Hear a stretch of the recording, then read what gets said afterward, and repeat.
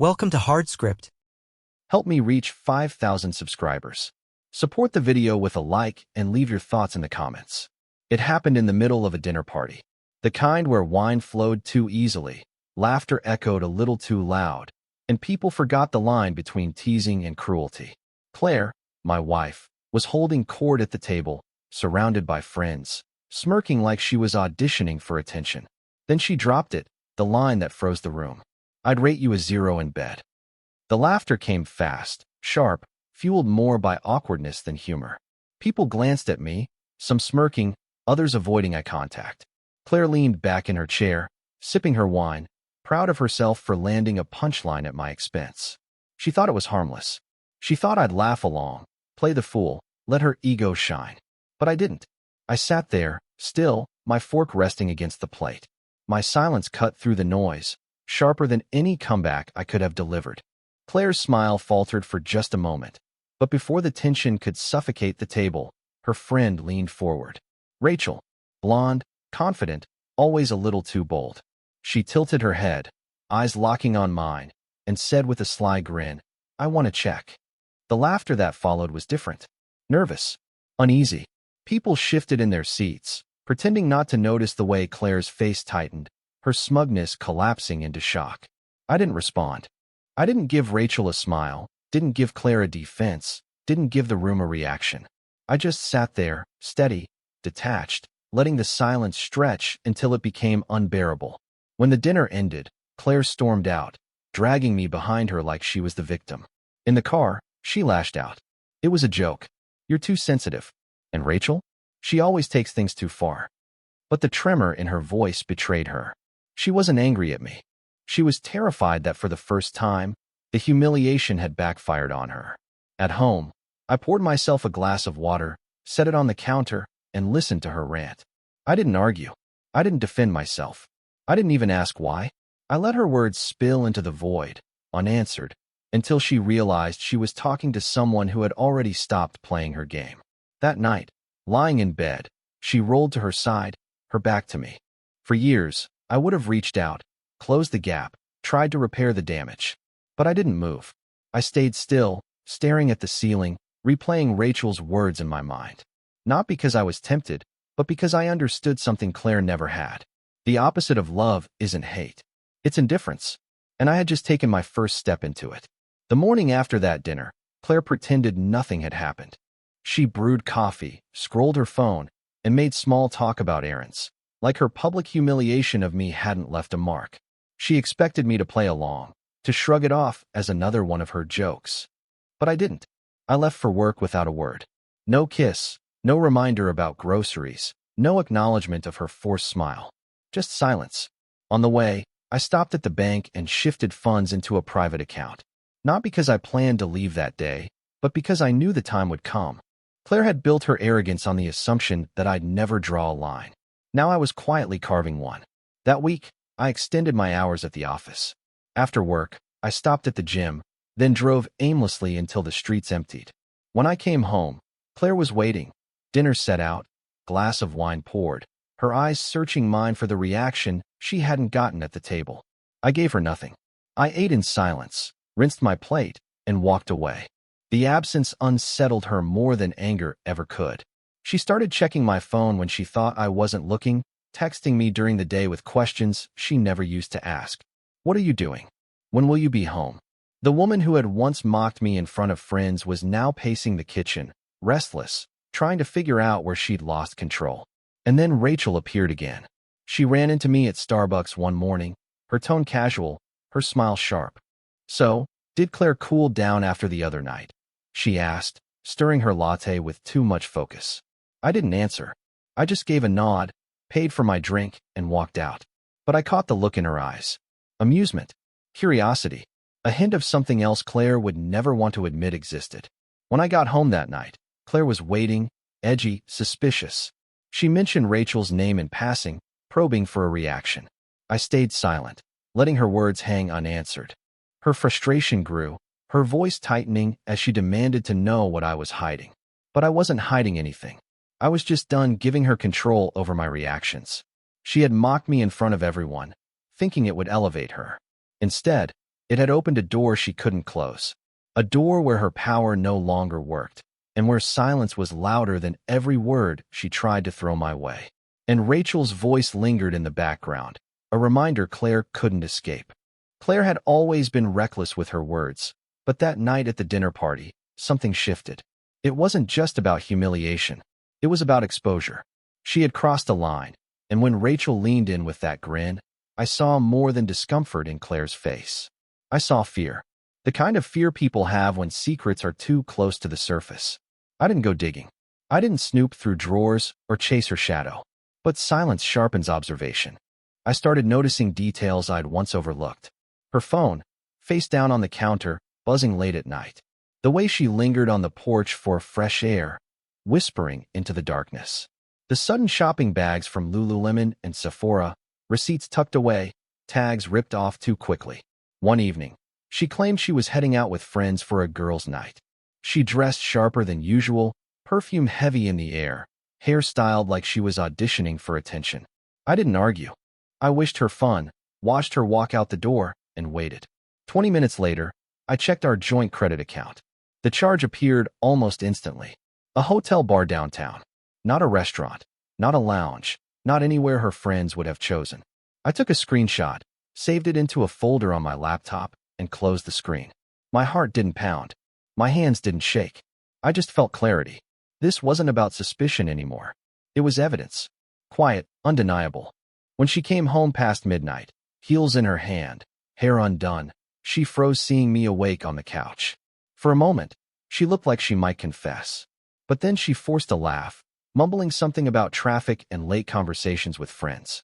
I didn't reply. I didn't even nod. I let the silence stretch, my eyes on hers long enough for her smile to collapse. Then I stood, walked past her, and went upstairs. That was the night I began building my exit. Accounts were shifted, locks considered, documents organized. I wasn't planning revenge. I wasn't planning a confrontation. I was planning precision, a strategy that didn't require words, just actions. She had turned me into the punchline of her joke. But she didn't realize yet, I was done being her setup. And when the moment came, she wouldn't hear it in an argument. She'd see it in the life I walked away from without hesitation. The thing about Claire was that she never noticed the quiet work that kept her world together.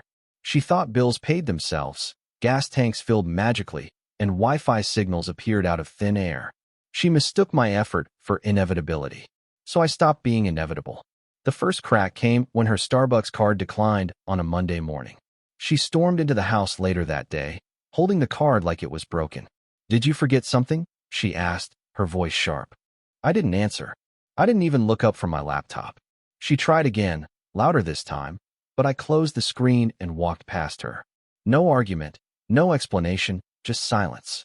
Next was the car. For years, I had filled her tank every Sunday when I went to Walmart for groceries. She never once thought about it.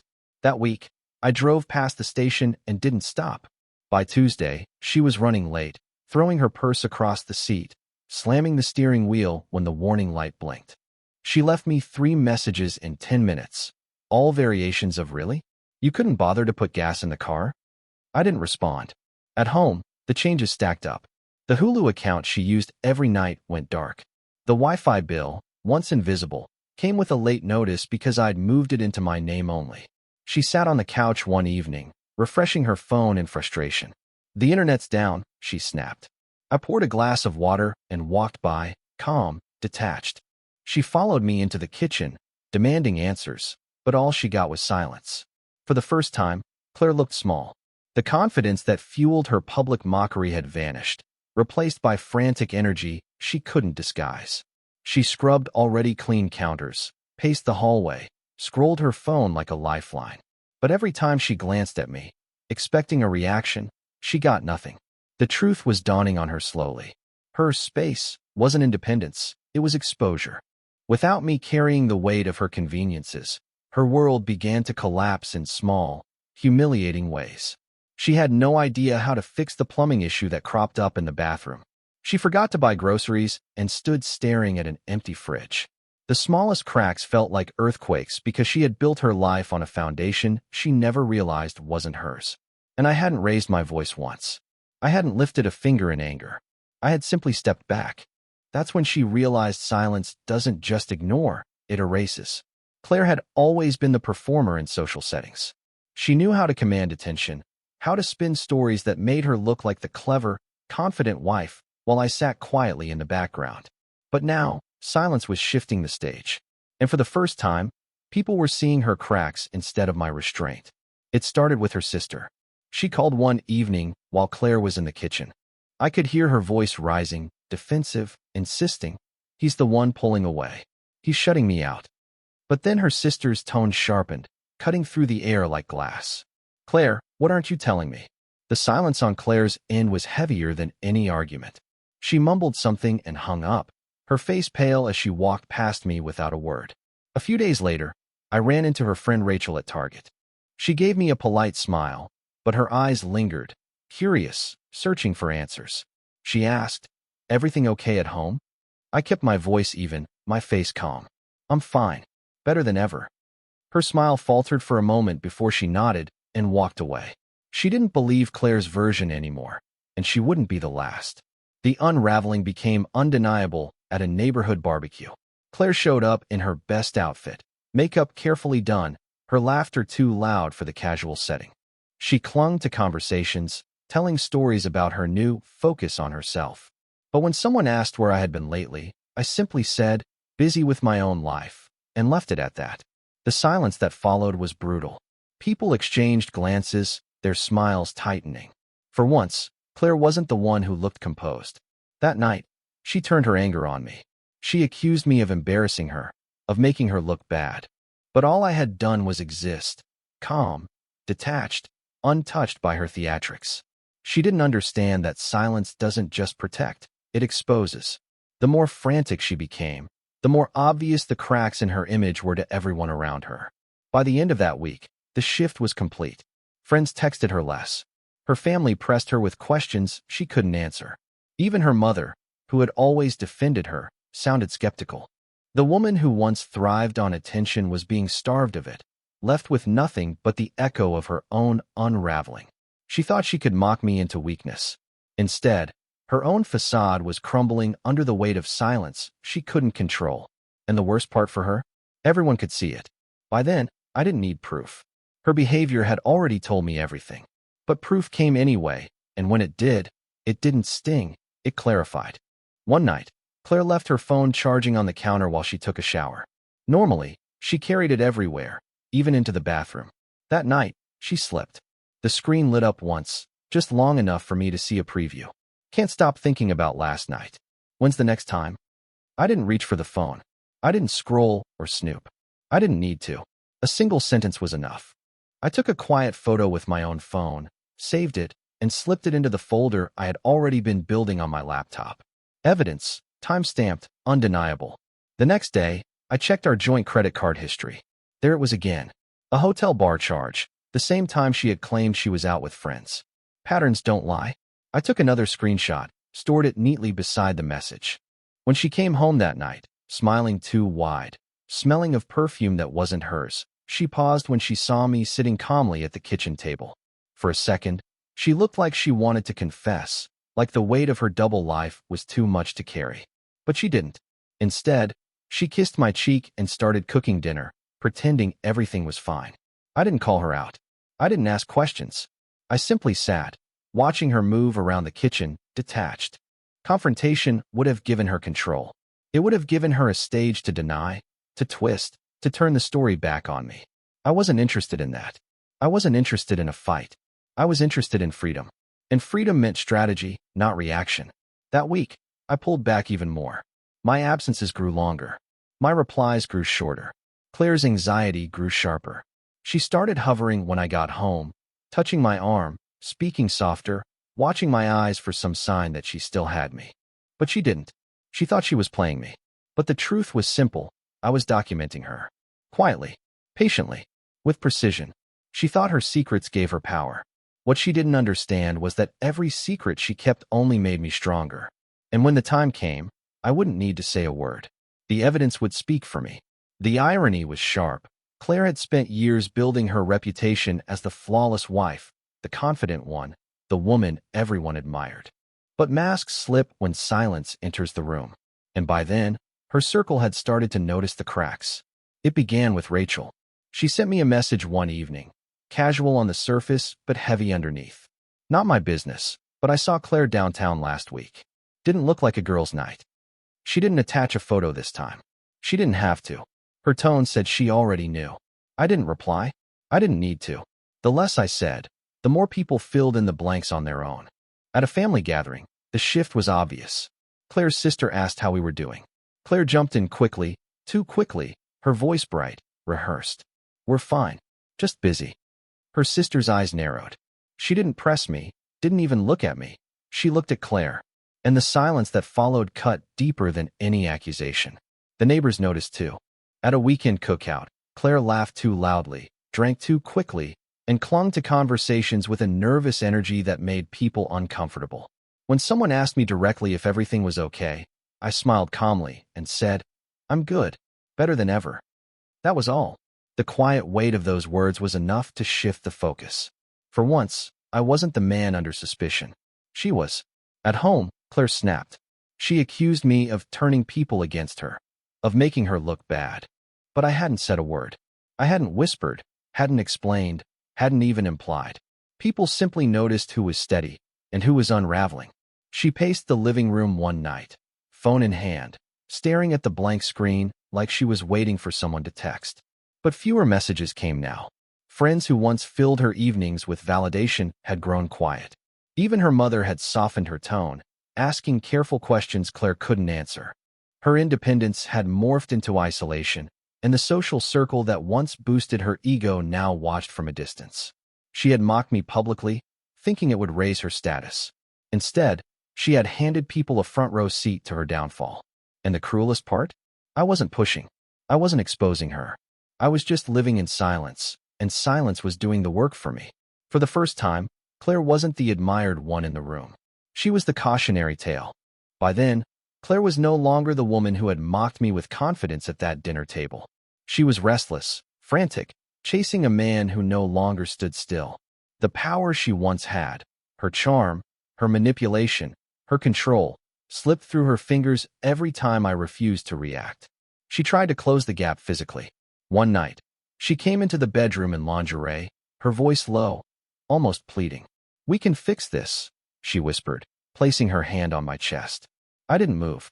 I looked at her, steady, silent, then rolled over and closed my eyes. Her hand fell away, and the silence that followed was heavier than any argument. She lay awake for hours, shifting, sighing, waiting for me to break. I never did. The next day, she tried a different tactic. She cooked her best meal, set the table with candles, and poured wine into the expensive glasses we saved for anniversaries.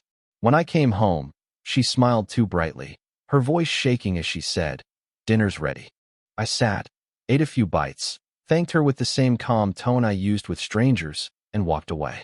She sat there long after I left, staring at the empty chair across from her, her wine untouched. Her attempts grew more desperate. She hovered in the mornings, asking where I was going, when I'd be back, if we could talk. I answered with the same precision as always. Later. Not sure. Busy. My words weren't cruel. They were hollow, and she couldn't stand the hollowness. By the end of that week, Claire's confidence had collapsed into panic. The woman who once prided herself on independence now followed me from room to room, watching, waiting, searching for cracks in my composure. But there were none. I wasn't cold to punish her. I wasn't silent to torture her. I was simply gone in every way that mattered. And she felt it. Her friend Rachel texted me once more, a casual line that Claire must never have seen. Still think about what I said. I didn't reply. I didn't need to. The temptation wasn't the point. The point was that Claire had opened a door she couldn't close, and now she was trapped in the silence she once demanded. She had mocked me into zero. Now she was the one begging for something. Anything, above nothing. But I had already chosen nothing. By the time the cracks became fractures, there was no saving Claire's image. The people she once impressed now avoided her. Friends who used to flood her phone with messages had grown quiet. Even her family, once her shield, began asking the one question she couldn't answer. What did you do? I didn't need to tell them anything. Silence worked better than words ever could.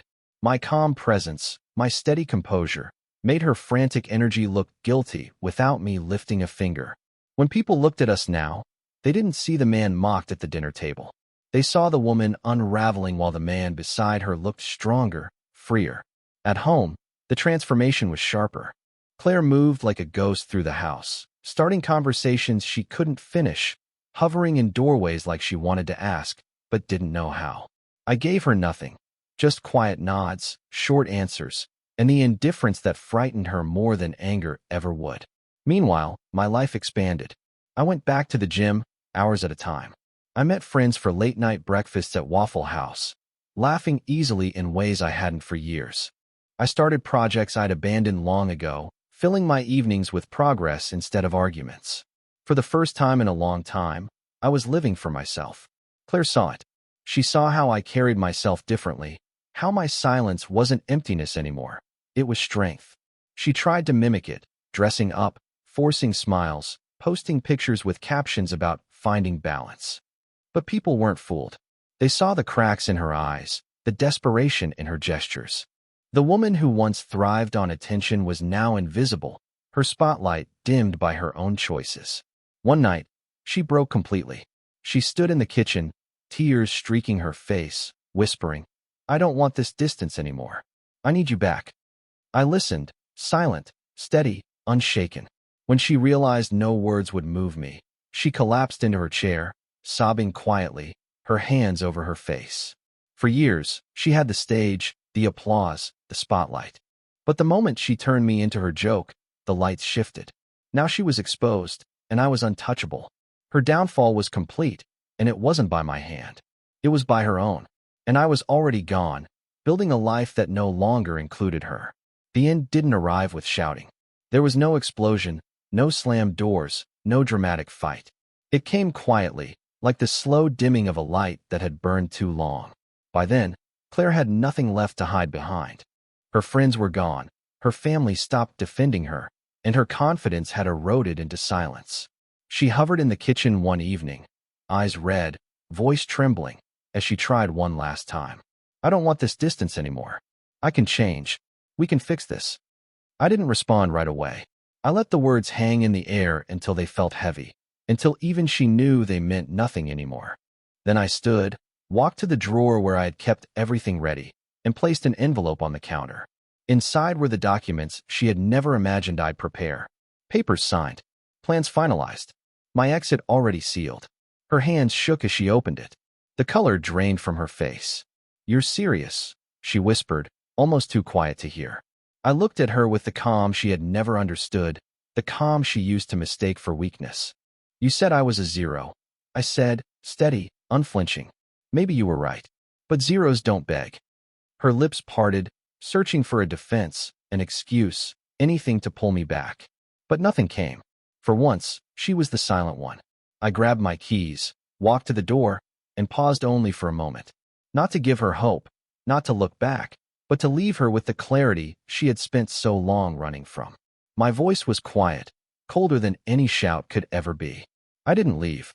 I just stopped staying where I was mocked. Then I stepped out, closing the door behind me. No footsteps followed. No pleas echoed down the hall. Just silence. And in that silence, Claire finally understood the truth. It wasn't Rachel's words that had broken her. It wasn't my silence alone. It was her own arrogance, the moment she turned me into a punchline, thinking I'd never walk away. But I had walked. Completely. The story ended not with fire, but with emptiness. And in that emptiness, I found peace. She found nothing. What would you have done in my place? If the story hit you, leave a like. And don't forget to subscribe. It only gets stronger from here.